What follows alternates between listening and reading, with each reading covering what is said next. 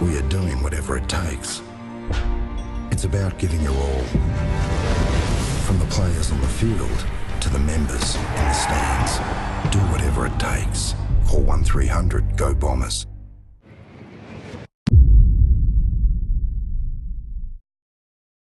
So, Ian, yesterday was a pretty big meeting. How significant do you think it was? A really significant meeting for the entire industry, having been one of the handful of CEOs who was in place 8 years ago when the policy was first enshrined, in partnership with the PA and the AFL. Yesterday was the first opportunity since then to get everyone in the one room with medical experts, the PA, members of the player board, the police and a range of other experts to really get a sense of how the policy has performed and what are the emerging trends within society that we need to be mindful of as we move forward.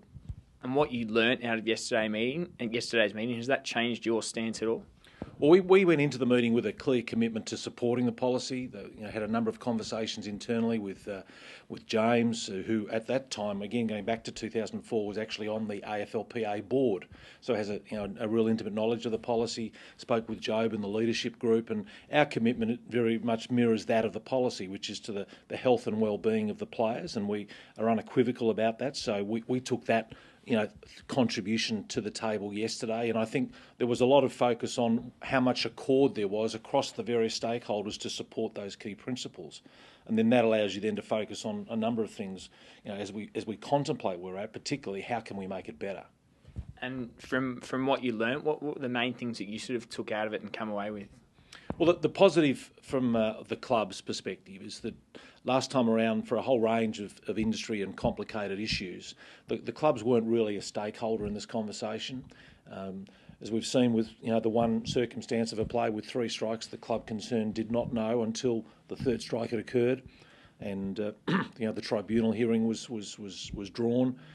The clubs have a genuine intent to want to be part of the solution. We have certainly no pretense to suggest that we have all of the answers, but in the holistic way that we work so much better with our players than we ever did, certainly better than 8 years ago, with the resources, the people, the infrastructure, not just about how we go about developing them as footballers, but developing them as good, fine young men to go into the community after their football journey. I think there's a real role for us to play, and that was recognised yesterday for the first time. And by enshrining the clubs as a part of the working group moving forward, I think is a real tangible measure of how well that message was received. The drug issue is obviously ever evolving, and it's an issue throughout the whole of society. Do you think it's something that we'll ever sort of get on top of as a football league?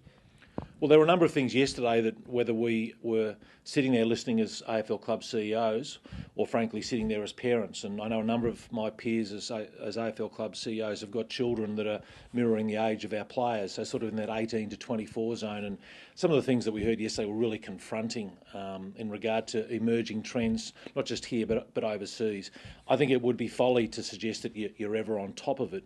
I think the critical thing is to continue to ensure that you always have a vigilance around education, communication, and ensuring those that need help get it, and particularly in a manner that's confidential and protecting of those individuals, because there are so many sensitive issues that go to this. And for those individuals who literally thumb their nose at the policy, its goodwill and good intent, well, I think the other point that comes out of it is that we need to ensure that those individuals are isolated and punished as appropriate, but not in a manner that pulls the whole framework down.